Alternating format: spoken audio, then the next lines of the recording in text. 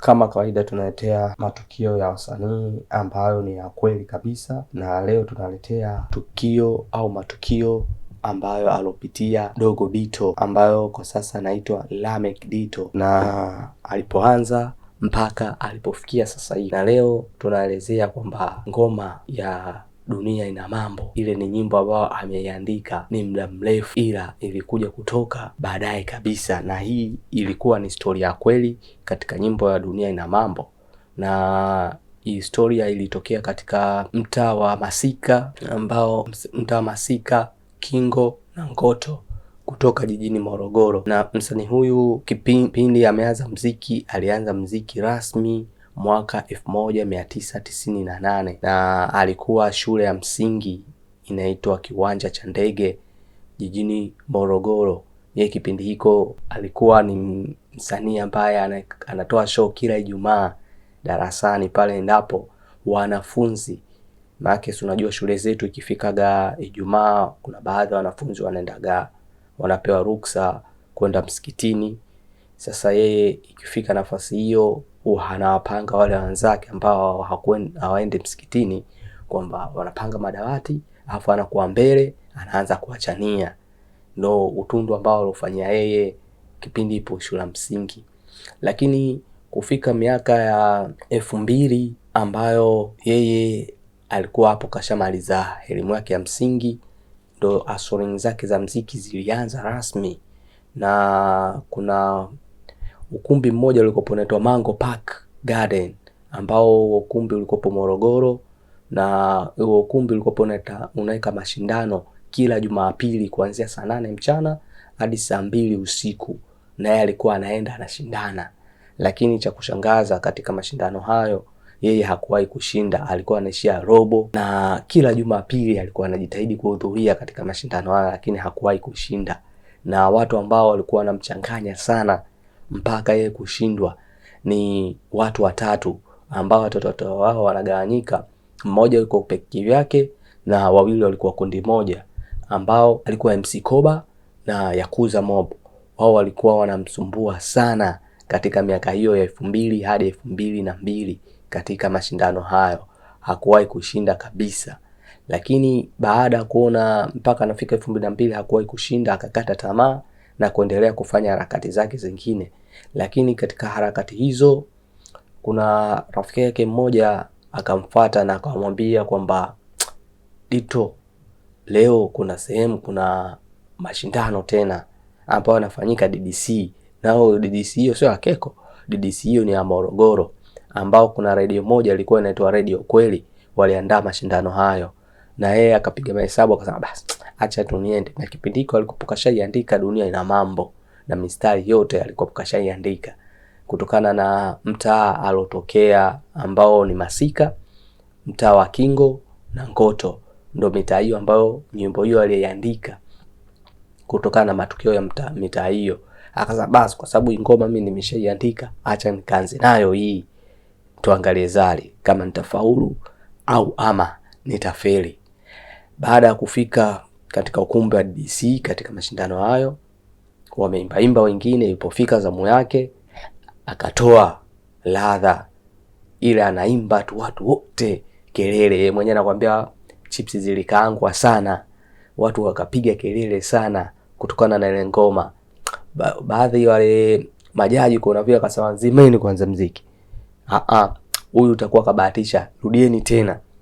Akachana, watu bado wakamkubali sana. Lakini baada ya kumaliza akaenda kukaa kusubiria majibu. Katika kipindi hiko amekaa, akaja jamaa mmoja akamfuata anaitwa Juma Majivuni, na akamfuata akamwambia, ndugu, unaitwa na kiongozi pale. Yeye mwenyewe akashangaa, huyo kiongozi gani? Basi ina noma, anaenda kule anakutana na nani? Na Afande Sele. Na kipindi hiko Afande Sele ndo kashakuwa na jina, kashatoa albamu yake, kashatoa jina. Na kipindi hiko juzi kati tu, yani miaka hiyo juzi kati yake alitoa show katika uwanja wa Jamhuri Morogoro, na alijaza uwanja kupita maelezo. Yeye mwenyewe Dito anakuambia kwamba yeye alikaa nje mpaka anamsikiliza hivi, Dano na bwana yani alishindwa hata kuingia kwa sababu hakuwa na kiingilio. Alafu pia Morogoro msanii ambaye ukipita kila kona Afande Sele, alafu ndo anaambiwa msanii huyo hapa huyo ambaye anakuita. Afande Sele akamwangalia akamwambia, "Da dogo, unajua kwa nini usingekuja nyumbani?" Akamwambia, "Da blaza, kipindi hiko Dito ni muoga. Si unajua kipindi ambacho mtu ukishakuwa dogo, msanii mkubwa unamuogopa, unasema huyu nikienda atanikubalia au hatonikubalia." Yeye ndo kitu hiko kilichokopo anakiofia. Akamwambia, "Blaza, niko napiga mahesabu kwamba nikishamaliza hapa kesho nije." Kumbe ni uongo kutokana na uoga kukutana naye, kwa sababu hata mwenye kipindi anaimba Afande Sele alikopo mbele akida kumuona, kutokana na zile hofu na mitikasi mingine. Tunaendelea na story yetu. Baada kuongea naye akamwambia basi haina shida. Akamuuliza, "Kwani unakaa wapi?" Akamwambia, "Mimi nakaa Masika." Masika. Basi pale mimi karibu tu na nyumbani, kwa nini usingekuwa unakuja?" Akamwambia, "Basi haina shida, mimi nitakuja." Basi akamwambia, "Kesho njoo." Baada kesho yake kuja pale alikopo tayari alishaandaa Ghetto Boys, na Ghetto Boys hiyo anaandaa kwamba yeye pale nyumbani kwake alikopo anafungulia redio, anaweka biti, kila mtu anachana. Alipofika pale akaambia washikaji wenzake, "Udogo anajua hatari, subirini, weka biti." Akachana tena, dunia ina mambo. Watu wote wakamkubali, akasema, kweli hiyo hatari." Baada katika harakati hizo, huko Afande Sele yupo katika harakati na kujiandaa kutoa ngoma yake inaitwa Darubini Kali. Kwa hiyo katika ile Darubini Kali Dito alikuwa anaifanyia mazoezi, na pia anaendelea kufanya mazoezi nyimbo yake ya Dunia na Mambo. Lakini katika harakati Juma Majuvuni akamwambia Afande Sele, "Hii ngoma hii itakuwa vizuri ile Darubini Kali, mkeka majibizano." Ile nyimbo ya Darubini Kali ikopo Afande Sele kashaiandika tayari na kashaimaliza, ila kwamba kuna baadhi mistari akaambiwa Dogo Dito awe anaimba, yani wale wanabishana ndo kama vile. Baada ya kumaliza akamwambia twenzetu walipofika kipindiko nani alikuwa kashakuwa na rebo ya Bongo Record Afande Sele. Kwa hiyo baada ya kufika pale wanapofanya mazoezi, P-Funk anaangalia akaona udogo, lakini akaongea chochote kwa sababu kashajua kwamba Dogo Dito anajua. Kwa hiyo katika Darubini Kali, kwa watu msojua kwamba Darubini Kali pia Das Baba yupo mule, kwa wale ambao hamjui, na mkifuatilia zaidi mtakuja mtajua. Katika back vocal zile za mwisho kabisa, zile za kujirudia, za mwisho zenye sauti ndogo kabisa, ndo utaikuta sauti ya Das Baba.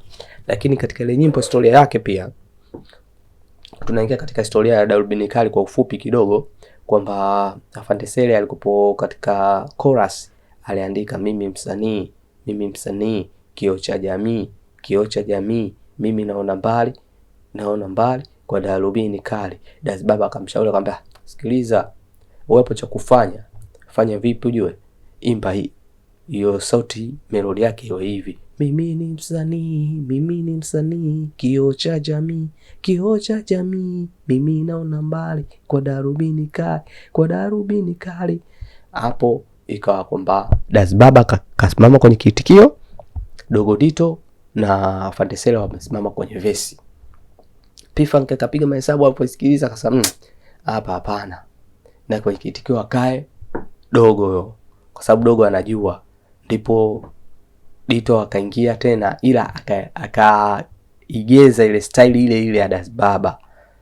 Unaona? Alafu katika maswa kuweka sawa, sauti za Das Baba zikawa back vocal, yani zile za mwisho kabisa, yani sauti za mbali. Wewe ukikaa ukisikiliza vizuri katika kitikio, kuna sauti fulani vya mwisho utaisikia kama ya Das Baba, lakini sio kama ili ni sauti ya Das Baba. Kwa hiyo Afande Sele akakubali swala hilo, Dito akaingiza chorus, na ngoma ilipotoka ilikopo bonge la jiwe, yani bonge la jiwe. Kwa hiyo pale ndo kwa mwanzo rasmi wa Dogo Dito kutoka kimziki kupitia ngoma ya Darubini Kali. Kwa hiyo baada ya kurudi zao Morogoro, huku kama kawaida kwa wale wasanii wa kitambo wanaelewa, hata wale ambao wanafuatilia hizo bongo flava za kitambo au nyimbo za kitambo, kwamba P-Funk ilikuwa ni kaida yake kwamba kufanya ngoma na akimaliza yeye mwenyewe anaenda kuitapulisha kwenye media mbalimbali. Kwa hiyo siku hiyo Dito yuko na Afande Sele wapo, yani Ghetto Boys wanapo katika mazoezi. Afande Sele akapigwa simu na P-Funk akaulizwa, udogo anaitwa nani vile? Udogo anaitwa Dito huyu. Basi kwa hiyo pale ndio mwanzo wa Dogo Dito, lakini mwenyewe alikuwa anajiita Dito. Kwa hiyo baada vile P-Funk akaja akaiandika na kaipeleka kwa kutambulisha Afande Sele featuring Dogo Dito. Huo ndo ulikuwa mwanzo, ila kuna kichekesho kingine kidogo tunaweza hapa. Anakuambia mwenyewe Dito alienda kununua viepe chipsi. Katika pale alipofika kununua chipsi, si unajua sehemu ambapo za wanauza chipsi fuku na kwa kuna vifuleni fulani hivi na story nyingi. Ikapigwa ngoma ile ya Darubini Kali, lakini ilianza kwa kutambulishwa. Ngoma hii msanii kutoka Morogoro Afande Sele kamshirikisha Dogo Dito na ngoma ikagongwa. Dito yuko pale na mshikaji wake wanasubiria viasi. Ile ngoma inapigwa mwenyewe kwa akastuka kana bwana, kweli safari yangu ndio imeanza rasmi. Baada kuna vile watu wakaanza kubishana sasa. Huyu Dito mimi namjua. Huyu Dito kasomea sehemu fulani. Si unajua sisi wa bongo ukishamsikia mtu tu unamuelezea kama unamjua vile. Kumbe wanamuelezea ni Dito mwingine zaidi, lakini Dito ambaye yupo kwenye ngoma yuko pale anasubiria chipsi, kutokana kwamba hawakumjua na hakuwahi kuonekana.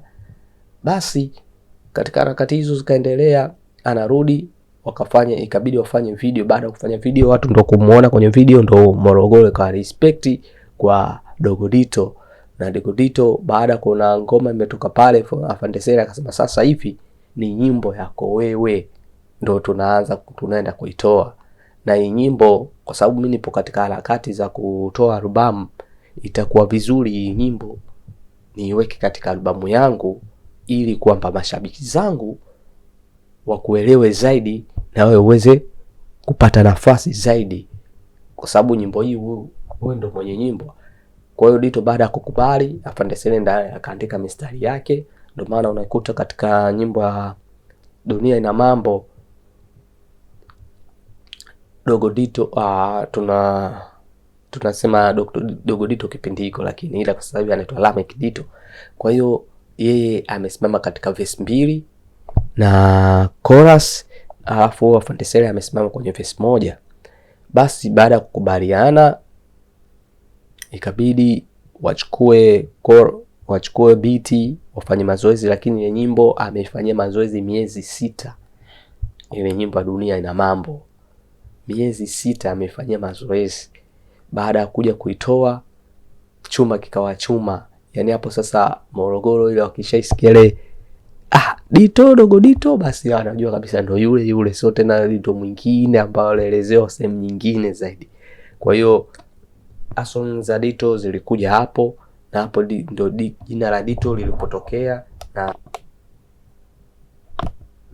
baada kupata nafasi ya kufanya ngoma zao na P-Funk Majani katika ile lebo waliopewa, ikabidi waje Dar es Salaam. Sasa walipofika Dar es Salaam ndo akaja kutoa ngoma yao ya kwanza, ile walibisha hodi nikafungua moyo wangu kakuachia.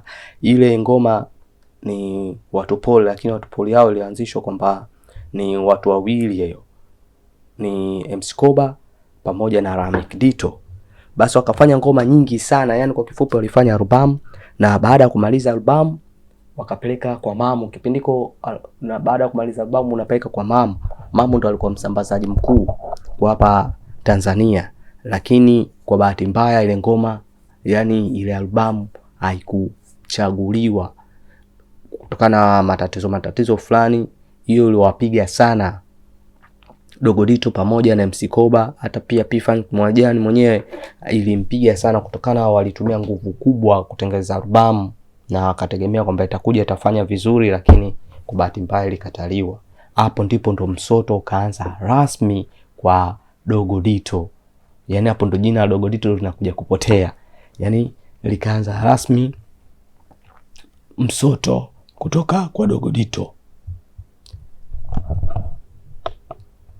Kwa hiyo katika msoto ulipoanza rasmi, akaona hapa mimi cha kufanya, kwa sababu kule nilitoka kwa nguvu kuja Dar es Salaam, mategemeo yangu yalikuwa kwamba nitatoka.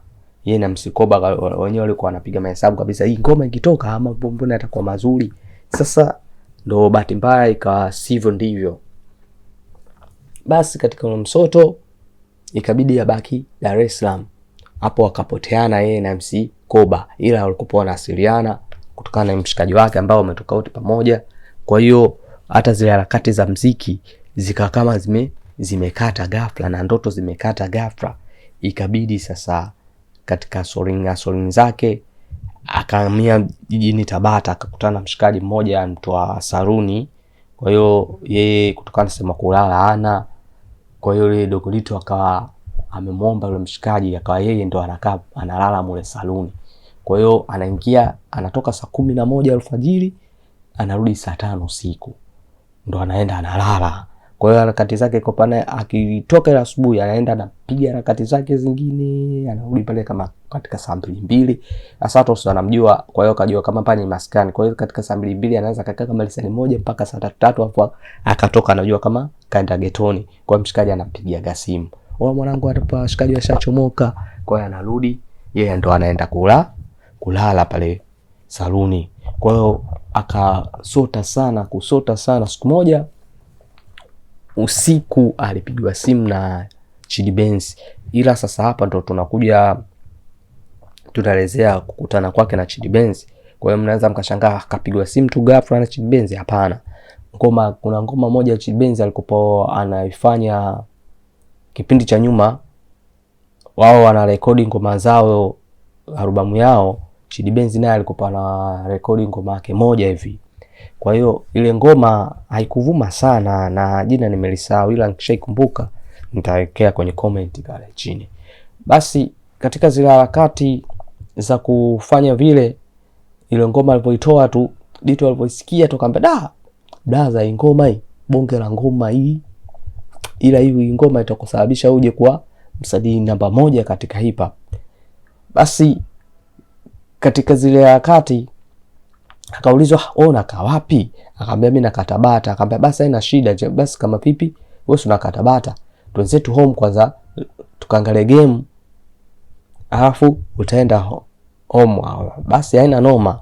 Kwa hiyo akatoka Bamaga kwa P-Funk, kwa wale wasiojua, akatoka Bamaga kwa P-Funk, wakapanda daladala hadi Ilala kwa Ilala Boma pale kwa Chidi Benz. Wakatulia kaangalia game. Baada ya kumaliza kuangalia game, Dito akaondoka. Kwa hiyo sasa yale mawasiliano, ule ukaribu ule utengenezwa pale baada ya kumsifia tu kwamba ngoma. Kwa hiyo Chidi Benz ikawa imempa respect, akili yake yote ipo kwa Dito. Kwa hiyo Dito ndo siku hiyo tunarudi katika historia yetu, siku hiyo ndo kapigwa simu na Fandesele, "Vipi fresh, shwari, sasa hapa cha kufanya, kesho asubuhi njoo hapa Ilala Boma, kuna kundi mimi nataka nilianzishe, kundi la La Familia." Basi haina shida blaza. Siku ya pili yake comment kapata kinauli chake, akatoka zake Tabata hadi Ilala Boma. Alipofika kule, cha kushangaza anakutana na MC Koba. MC Koba kutokana na mwanae akamvuta pembeni Dito, akamwambia, "Sikiliza mwanangu, sikiliza. Hapa cha kufanya kutokana na soling zako, mimi nimemueleza kila kitu Chidi Benz. Kwa hiyo haina haja kumuelekeza wala nini. Kwa hiyo anajua kila kitu kuhusu wewe, kwa sababu wewe mwenyewe sio muongeaji. Kwa hiyo tulia." Kama basi haina shida. Kwa hiyo baada kuja pale kutulia, ndo anakuja nakutana na wasanii mbalimbali, Chikuketo na wasanii baadhi wale wa La Familia. Ndo siku hiyo kundi linaanzishwa rasmi. Kwa hiyo kitu ambacho kilichokuja Chidi Benz baada ya kufika kumwona Dito, "Vipi mwanangu, fresh, twende home." Hatua kwanza akamkabidhi baadhi ya nguo nini kwa sababu sashajua ile hustling zake ambazo anazozipitia Dito, basi haina shida. Kwa hiyo pale La Familia ndipo ikaanza rasmi. Lakini katika harakati zake kipindiko ya kuza mobu, PNC wanafanya vizuri sana, ila wanakaa ghetto moja Kinondoni Moscow. Kwa hiyo basi nao kuja ya kuza mobu kujua huyu mshikaji ni wa nyumbani, wakaona so issue. Baada ya kusikia zile hustling zake, mazingira anaoishi haeleweki nini, wakamuita akawa anaishi ghetto moja ya kuza mob, PNC pamoja na Dito mwenyewe. Kwa hiyo katika ghetto moja na watu 4. Sisi tunachukulia masiara, tunaangalia tu wasanii wa kitambo, ila kwamba wamepitia misoto mingi sana. Hii leo ni historia ya Dogo Dito ambaye kaja kabadilisha kaitwa Lameck Dito. Basi kwa hiyo katika zile harakati akakaa Kinondoni, sasa kidogo ikawa afueni. Siku moja ipo Kinondoni na shikaji zake ya kuza mobu na PNC, akapigwa simu tena na nani? Na Chidi Benz. Chidi Benz hapo anajua kwamba Lameck Dito bado ipo Tabata. Kumbe kashatoka Tabata, ipo Kinondoni. Vipi fresh? Njoo The Record hapa, kuna ngoma nataka uifanyie jambo. Usipo Tabata? Akambia hamna, mimi nipo Kinondoni. Basi fanya mpango, njoo. Dito akatoka pale. So unajua mtu ambaye hauna harakati lakini kwamba unaitwa kwa sababu ya kitu fulani, inakuwa ni chap sana kufika katika mazingira yale. Basi haina shida. Dito akatoka zake Kinondoni Moscow mpaka Tabata. Baada ya kufika Tabata ndo anakuja kukutana na nani? Na Chidi Benz pale The Record. Anakuja nakutana na Mr. Blue, Pancho Latino na Chidi Benz mwenyewe pamoja na Duli. Ndo anasikilizishwa ngoma Dar es Salaam stand up. Kaisikia akamwambia hapa blaza, hapa mimi hamna kitu cha kuongezea, ila tu subiri kuna kitu nikifanye. Sio kwamba cha kuongeza kikubwa, ila ndo akaanza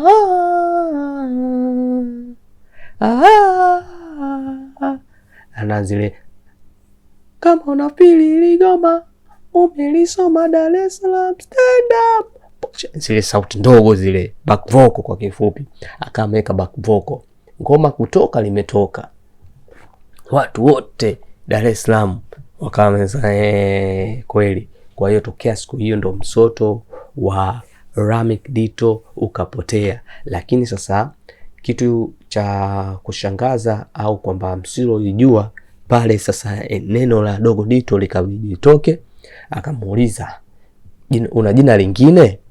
Akamwambia kwa sababu sasa hivi sio mtoto tena, sasa hivi hatuwezi tukakuita dogo. Hamna shida, jina lako lingine nani? Akamwambia jina langu la ubatizo ni Lameck. Basi haina shida, tutatumia Lameck Dito.